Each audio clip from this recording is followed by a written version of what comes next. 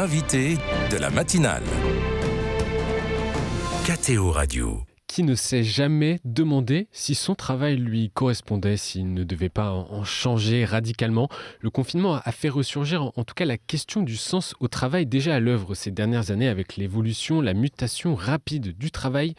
Des questions auxquelles souhaite en tout cas répondre la 98e édition des Semaines sociales de France organisée ce week-end à l'Institut catholique de Paris. Sa présidente est avec nous, Isabelle de Gomain. Bonjour. Bonjour.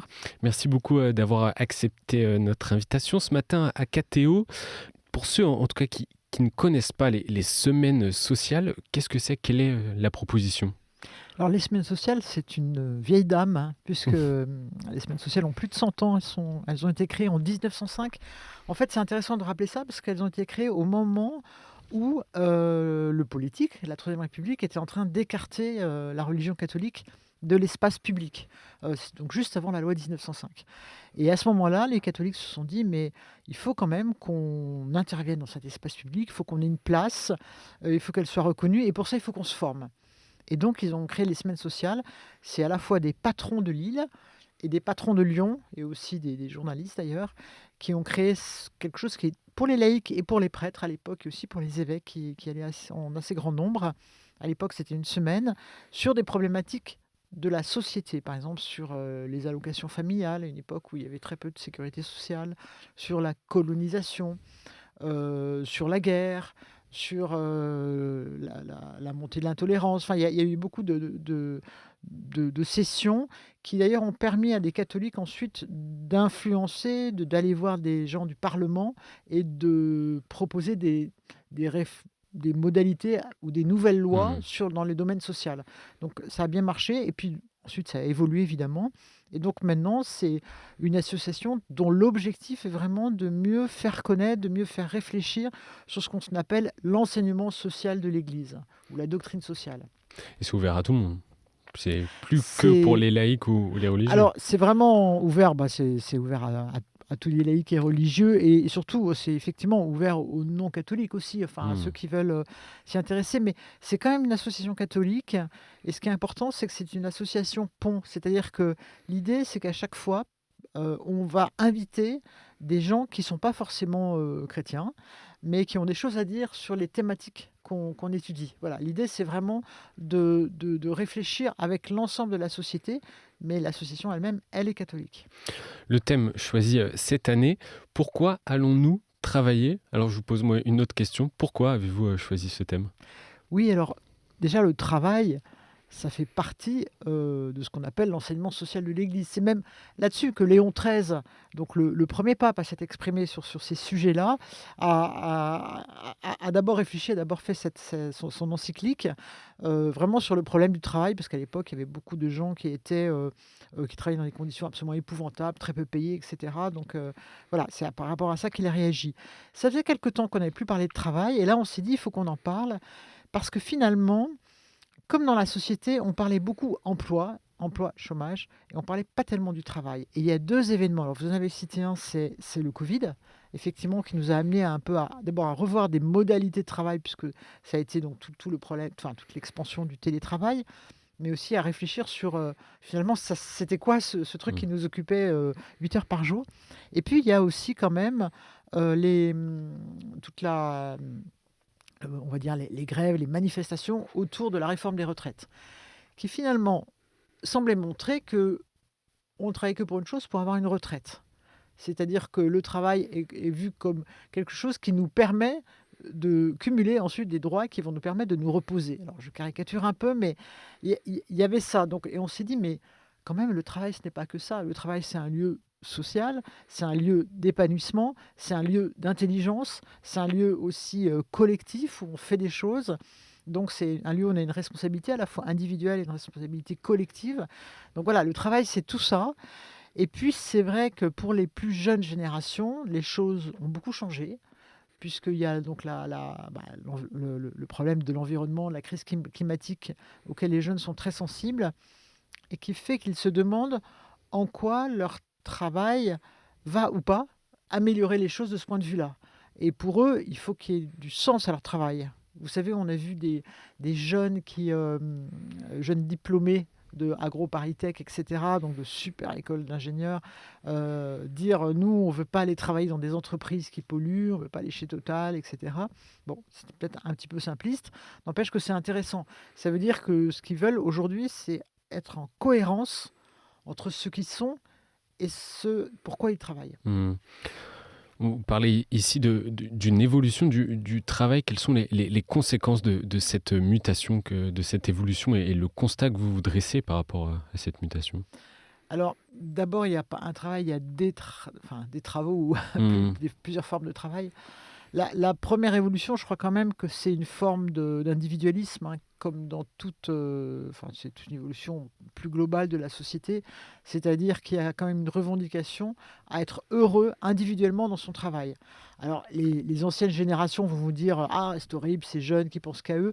Non, je pense que c'est pas ça. Je pense que les jeunes nous disent qu'il y a des choses qui sont importantes et qui doivent être prises en compte quand ils acceptent un travail. Ils ont envie de pouvoir s'épanouir, ils ont envie d'avoir un certain niveau de salaire, ce qui est logique, mais ils ont aussi envie de pouvoir consacrer du temps à leur famille, à leurs loisirs, à d'autres choses. Donc, donc ça, il y a quand même une revendication de bien-être individuel, je crois, qui caractérise un peu la société. Après, il y a quand même ce que nous, et on voudrait vraiment réfléchir là-dessus, on a appelé le travail des invisibles. C'est-à-dire ce travail, vous savez, dont le président Emmanuel Macron parlait au moment du Covid en disant ce sont des gens qui travaillent pour nous alors que nous sommes tous calfeutrés chez nous. Voilà, on les applaudissait, les premiers de casseroles, ouais. cordée, etc., avec les casseroles. Donc, voilà,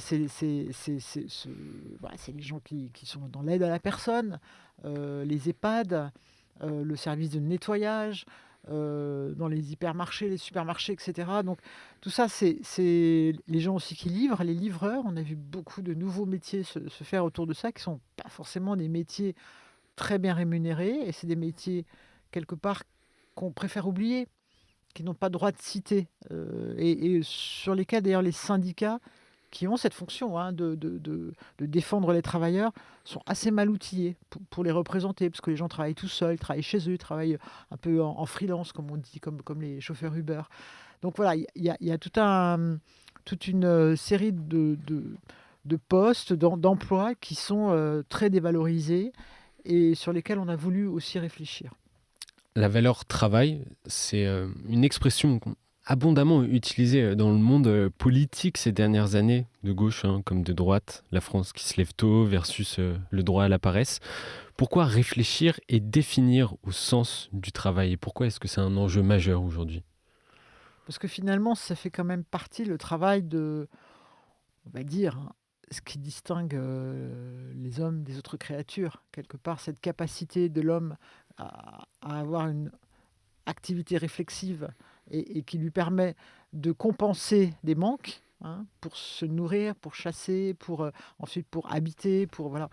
Tout ça, finalement, ça fait partie de l'homme, et c'est vrai qu'on le voit très bien dans la Genèse, où on sent bien que l'homme a comme ça cette vocation à, à être le gérant de la terre. Alors, on a beaucoup dit dominer la terre, et effectivement, ce qui aujourd'hui n'est plus audible. Je crois il vaut mieux prendre le côté gérant. C'est lui qui est finalement responsable de cette terre, de toutes les créatures, pour que ça se passe bien. Et donc voilà, le travail, c'est ça. Et je crois que il y a aussi un autre élément qu'on oublie souvent, c'est que le travail, c'est quand même un lieu collectif. C'est pas que quelque chose que je fais que pour moi. C'est quand même un lieu où, ne serait-ce à la machine à café où nous étions tout à l'heure, où tous les jours, dans les couloirs et puis ensuite dans les bureaux, on échange, on discute, donc il y a de la solidarité. Et donc cette solidarité, elle peut être informelle, machine à café ou cantine, etc. Et elle peut ensuite être formelle, que ce soit par le biais des syndicats ou d'autres actions. Et en fait, on est dans un projet collectif dans le travail. Et c'est très important de tenir les deux bouts, à la fois un projet individuel, mais aussi un projet collectif. C'est sur ce point, celui du bien commun, que peut justement apporter la pensée sociale de l'Église? Oui, parce que la pensée sociale, elle parle d'abord de dignité. Mmh. Et la dignité, elle passe aussi par le salaire, il faut vraiment pas l'oublier. Mais cette dignité, elle passe aussi par le fait que chaque personne doit pouvoir être consultée, être bien intégrée dans la chaîne d'élaboration des choses et ne pas être considérés uniquement comme des mains qui sont là uniquement pour faire sans forcément réfléchir. Donc voilà, cette dignité, elle englobe tout ça. Et ça, c'est important. Et puis aujourd'hui, effectivement, il y a toute la problématique de l'écologie. Et ça, on va beaucoup réfléchir dessus parce que l'idée, c'est comment est-ce qu'on peut, quand on travaille ou même quand on est engagé dans une association, parce qu'il y a beaucoup de retraités qui sont comme des travailleurs, finalement, ils ont des associations qui les occupent beaucoup. Comment est-ce qu'on peut, à sa manière, à sa mesure, contribuer au bien commun de la Terre et ne pas dégrader encore plus la situation. Et c'est toute la logique des entreprises à mission, de la RSE, etc., où maintenant, vraiment, les salariés eux-mêmes sont partie prenante de cette discussion. L'idée de ce week-end des Semaines sociales de France est aussi de formuler des propositions, une sorte de manifeste pour faire évoluer le travail. Qu'en attendez-vous de ce manifeste ? Alors, ce que j'en attends, c'est d'abord une réflexion collective.